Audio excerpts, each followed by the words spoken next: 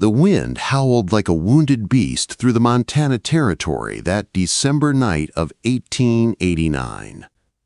Snow slammed against Daniel Brooks's cabin with a fury that could peel bark off trees. Inside, the 34-year-old cowboy sat close to his stone fireplace, the glow of the flames painting gold on the lines of his weathered face.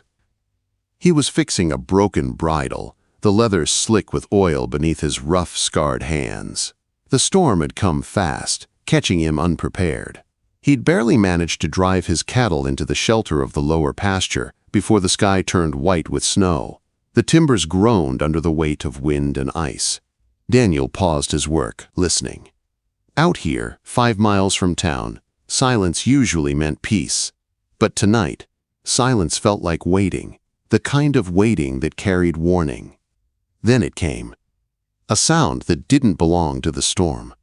3 soft knocks on the door, weak, uneven, almost lost beneath the howl of the wind. Daniel froze. No one in their right mind would be out in weather like this. His nearest neighbor, old Tom Garrett, lived 3 miles east. Not even Tom would dare ride through this storm. He reached for the Winchester leaning against the wall. "Who's there?" he called, voice rough from disuse. No answer came, only another faint knock. Against his better judgment, Daniel lifted the heavy wooden bar and pulled open the door. The wind roared in, biting cold, cutting through his shirt like knives. But what he saw on the threshold made him forget the chill. A woman stood there, barely upright. Her dark hair was half frozen, strands clinging to her face. Her traveling dress, once blue, was soaked and stiff with ice. Her lips were pale as snow. In one trembling hand, she clutched a small carpet bag. "Please," she whispered, "please help me." Daniel dropped his rifle and caught her as she collapsed. She was light, so light it scared him. He dragged her inside, kicking the door shut behind them. "Lord Almighty," he muttered, lowering her near the fire. Her skin felt cold as river stones. He threw more logs on the flames until sparks leapt high. The woman's eyes fluttered open, green and glassy with exhaustion. "Ma'am, can you hear me?" he asked, kneeling beside her. She nodded weakly, teeth chattering hard enough to break.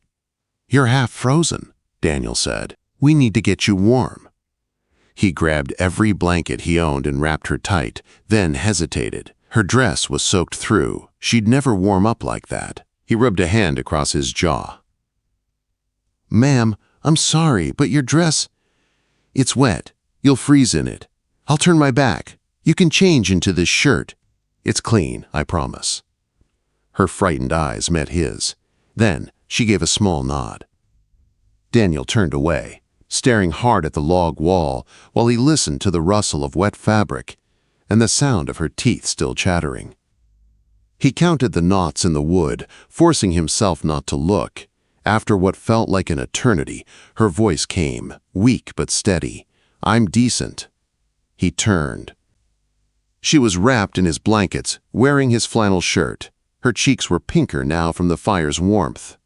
Daniel poured strong coffee and handed her a cup.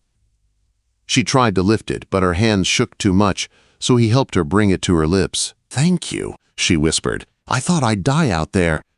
"What in blazes were you doing out in this storm?" Daniel asked, softer this time. Tears welled in her eyes. "I had nowhere else to go."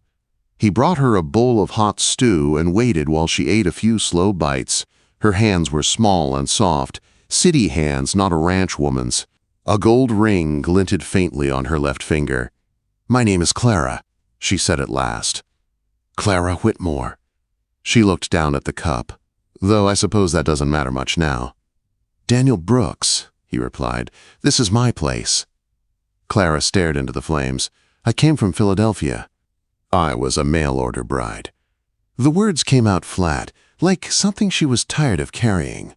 "I answered an advertisement from a rancher named Henry Callahan." Daniel stiffened. Henry Callahan was his neighbor, the same man who owned half the valley and treated his workers like mules. "I arrived in Milltown this morning," Clara continued. "Mr. Callahan met me at the station. He took one look at me and said I wasn't what he expected. Too thin. Too Eastern. He brought me halfway down the road, then left me there, said I could find my own way back to town. Daniel's jaw tightened. He left you in the storm? It wasn't snowing then, Clara whispered. Not much. He said if I hurried, I'd make it. She gave a bitter laugh. He gave me $10, said it should cover the cost of my return ticket. She reached into her bag and pulled out a crumpled envelope. Daniel opened it. The letter was short, cold, and heartless. Henry Callahan hereby dissolves any understanding between himself and Miss Clara Whitmore, unsuitable for ranch life. $10 enclosed for passage. Daniel crumpled it in his fist and tossed it into the fire. You can stay here tonight, he said firmly. We'll sort things out in the morning. I can't pay, Clara said softly. That $10 is all I have. You don't owe me a thing, Daniel said, rising. You take the bed. I'll sleep here by the fire. She looked at him, startled. I couldn't possibly. You could, Daniel said, already spreading his bedroll on the floor. And you will. You've had enough hardship for one day. Clara hesitated, then whispered, Thank you, Mr. Brooks. I won't forget your kindness. Daniel gave a small nod, suddenly aware of how small the cabin felt with her in it. Later, lying on the floor, listening to the wind batter the walls and the steady crackle of the fire, he couldn't sleep. He thought of Henry Callahan, a man who'd ordered a wife like ordering livestock, then left her to die when she didn't fit his fancy. As the storm screamed outside, Daniel stared into the darkness and wondered if fate had brought this woman to his door for a reason. He didn't know if that reason would bring peace or trouble, but one thing he knew for certain. That night, when Clara Whitmore whispered, I won't forget your kindness, something inside Daniel Brooks changed forever. The morning light crept through the frost-covered window, soft and pale. The storm had eased, but the world outside was buried under white silence. Daniel woke stiff from the hard floor, his back aching from the cold boards. The fire had burned low, but the room was still warm. Clara sat at the small wooden table wrapped in one of his blankets, staring at a half-empty cup of coffee. Her hair, now dry, fell loose around her shoulders, dark against the firelight. Her blue dress, still wrinkled from the night before, hung on the chair near the hearth. Morning, Daniel said, rubbing the sleep from his eyes. Coffee's still warm if you want more. I've had 3 cups, she said with a small smile. Hope you don't mind. I couldn't seem to get warm enough. Help yourself to whatever you need, Daniel replied, adding wood to the fire. Storm's let up. We can get you to town by noon. Clara's hands tightened around the cup. Mr. Brooks, she said quietly, there's something you should know about Henry Callahan. Daniel turned, studying her face. She looked different in the daylight, still pale from exhaustion, but there was a steadiness in her eyes. All right, he said. Tell me. She took a deep breath. I wasn't completely honest last night. Everything I said was true, but I didn't tell you all of it. Her voice wavered slightly. I wasn't some foolish girl chasing romance. I came west because I had no other choice. Daniel said nothing, letting her speak. My father owned a shipping business in Philadelphia. When he died, I found out he'd borrowed money he couldn't repay. The creditors took everything. Our home, our belongings, even my mother's jewelry. She stared down at her hands. She died soon after. The doctor said pneumonia, but I know it was heartbreak. I tried to find work, but there's little honest work for women alone. So when I saw Mr. Callahan's advertisement, I thought maybe I could start over. Her voice cracked. He wrote such kind letters. Promised me a home, respect, a family. I believed him. I sold everything I had to afford the journey west. Daniel's jaw tightened. And when you arrived, he threw you out. Clara nodded, a tear slipping down her cheek. He looked me over like I was an animal at auction, said I wasn't strong enough, that he needed a wife who could work the ranch. Then he left me at the crossroads with $10 and that letter. Quote, Daniel's fists clenched under the table. He'd known Henry Callahan for years, a man with money, power, and not a trace of decency. You did nothing wrong, Daniel said.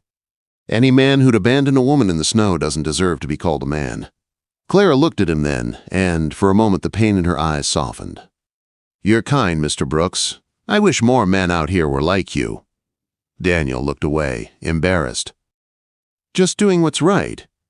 They fell silent for a while, the only sound the crackle of the fire.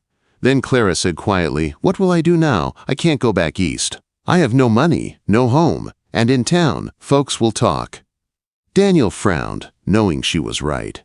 Milltown wasn't a kind place for a woman alone. "You could find work," he offered. "Maybe Mrs. Patterson at the boarding house needs help, or the school might." Clara shook her head. "Work like that is hard to find for women with no references, and if they hear I was abandoned by my intended, they'll think I'm—" She stopped herself. "They'll think the worst." Daniel had no answer. He stared out the window at the white world beyond the glass, feeling something twist inside his chest. "You can stay here till the weather clears," he said finally. "I'll take you to town when it's safe. No one will say a word against you while you're under my roof." Her eyes searched his face. "That's kind of you, but people will talk, Mr. Brooks. They always do." "Let them talk," Daniel said simply. "I don't care what folks think about me." "But I care," she whispered, "for your sake." He smiled faintly. "You don't need to." The next few days the storm returned with a vengeance, trapping them inside the cabin. At first, the silence between them was awkward. Clara offered to help cook, but Daniel insisted she rest. Eventually, she ignored him and did it anyway. By the third day, they'd fallen into a rhythm. Daniel tended to the animals in the barn, while Clara kept the fire going and prepared meals. When he returned from the cold, she'd have coffee waiting. "You're a fine cook," Daniel said one evening, finishing his second helping of biscuits and gravy. "My mother taught me," Clara said softly. "She used to say a woman should know how to make something from nothing." "You've done that well," Daniel said. A faint blush rose on her cheeks. "You flatter me." They talked late into the evenings, sharing bits of their pasts. Daniel told her about building the cabin with his own hands, about losing his parents young. Clara spoke of city life, of dresses and dances and the loneliness that came after losing everything. One night, as she mended a tear in his shirt, she asked, "Why haven't you ever married, Mr. Brooks?" Daniel stared at the fire, came close once. "Banker's daughter from town. She took one look at this cabin and decided she'd rather marry a merchant in Denver. Guess I wasn't enough." Clara frowned. She was a fool. "This cabin is clean, solid, and built by an honest man. I'd take that over fancy wallpaper any day." Daniel looked at her, surprised by the fierceness in her tone. "You really mean that?" She smiled faintly. "Of course I do." Something shifted between them that night. The easy quiet of companionship became something deeper, something they both felt but didn't name. By the fourth morning, the storm had passed. Sunlight spilled over the snow-covered valley, glittering like glass. Clara stood at the window, wrapped in a shawl, her dark hair glowing in the light. "It's beautiful," she whispered. "I've never seen anything like it." "Wait till spring," Daniel said, stepping beside her. "The valley turns green and the wildflowers bloom so thick you can smell them miles away." She smiled sadly. "I'd like to see that, but by then I'll be long gone." He didn't answer. The thought of her leaving made his chest ache in a way he didn't understand. She turned to go, brushing past him in the small space. Daniel reached out instinctively to steady her, his hands catching her arms. For one heartbeat, they stood close, too close. Her hands rested lightly against his chest. "Clara," he said, her name catching in his throat. She looked up, her green eyes wide, and for a moment the whole world went still. Then she stepped back, color high in her cheeks. "I'm sorry, I didn't mean." "No need for apologies," Daniel said quickly, though his heart was pounding. But from that moment on, something unspoken lingered between them, something warm, dangerous, and undeniable. Wait, before we move on, what do you think about the story so far? Drop your thoughts in the comments. I'm really curious to know. The peace of those quiet days ended with the sound of hooves on frozen ground. Daniel was outside splitting firewood when 3 riders appeared through the snow. Henry Callahan, the sheriff, and one of Callahan's ranch hands. Daniel's grip tightened on the axe handle as the men drew closer. Inside the cabin, Clara looked out the window and went pale. "It's him," she whispered. Daniel stepped between her and the approaching riders. "Stay inside," he said firmly. "I'll handle this." Callahan reined in his horse 20 feet away, his heavy frame wrapped in an expensive coat. "Brooks," he barked, "I hear you've got something that belongs to me." Daniel folded his arms. "Don't see anything of yours here." "The woman," Callahan snapped. "My bride. I paid her passage, so she's mine by rights." Before Daniel could speak, Clara stepped out onto the porch. Her chin was high, but her hands trembled at her sides. "I am no man's property, Mr. Callahan. You made that clear when you left me to die in a snowstorm." Callahan's face darkened. "Now see here, girl, we had an agreement. Legal and binding." "You dissolved that agreement," Clara said, holding up a crumpled paper. "You wrote it yourself." Daniel watched as the sheriff, Wade Thompson, took the letter and read it slowly. "Seems pretty clear to me," he said. "You ended this arrangement, Henry." "I was hasty," Callahan muttered, shifting in his saddle. "A man can change his mind." Daniel stepped forward. "You changed your mind after she nearly froze to death because of you." "Stay out of this, Brooks," Callahan growled. "You don't know what you're dealing with." "I know a coward when I see one." The two men stared at each other, the tension sharp as barbed wire. Callahan's hand drifted toward his revolver, but the sheriff's voice cut through the cold air. "That's enough. Henry, you'd better ride out before you make more trouble for yourself." Callahan sneered, jerking his reins. "You'll regret this, both of you," he hissed. "She'll see what you really are, Brooks. Nothing but dirt and sweat and small dreams." He spurred his horse hard, kicking up snow as he rode off. Clara sank onto the porch step, shaking. "I'm sorry," she whispered. "I brought trouble to your door." Daniel crouched beside her. "Not your fault. He's been spoiling for a fight since the day he was born. Don't you go blaming yourself." She looked at him then, eyes glistening. "He said you were nothing but dirt and sweat," she said softly. "But to me, you're the best man I've ever known." Daniel swallowed hard, his voice low. "You're kind to say that." Over the next few days, whispers began spreading through Milltown. Folks talked about the woman living in Daniel Brooks's cabin. Some said she was a fallen lady. Others said Daniel had stolen another man's bride, but a few kind souls saw the truth.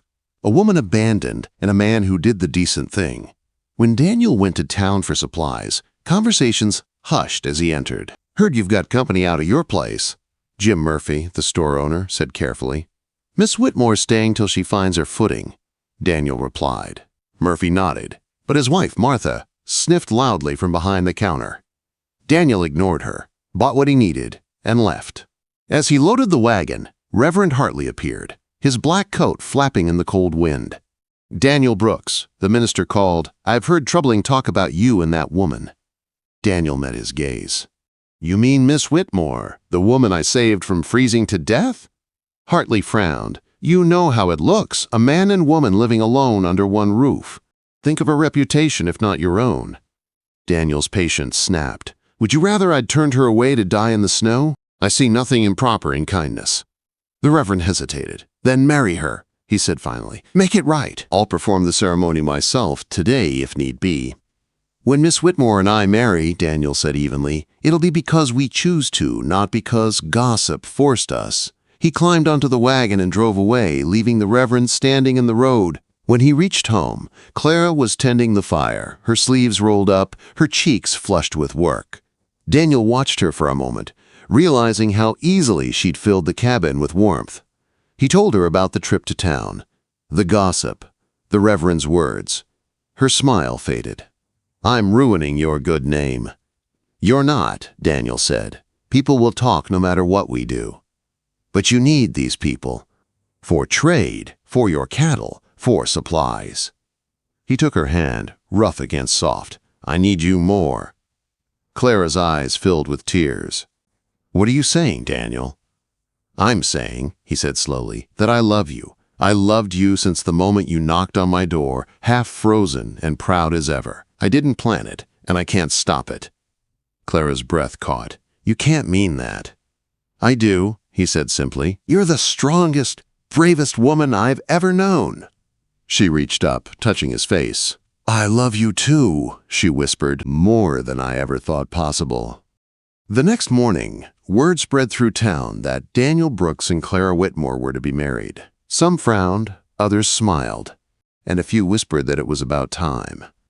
The wedding was simple, under the cottonwood tree beside the cabin, with Reverend Hartley presiding and their friends gathered close. Clara wore a plain cream dress that Ellen Morrison had altered to fit, and Daniel gave her his mother's wedding ring. When the Reverend said, "You may kiss the bride," Daniel did, slow and gentle, with all the love he'd kept bottled up for weeks. The crowd cheered, and someone fired a celebratory shot into the sky. That evening, as the sun set over the snowy valley, Daniel and Clara stood together on the porch, watching their guests depart. "Happy?" he asked softly. Clara leaned against him. "More than I ever dreamed." He kissed her forehead. "No regrets, then?"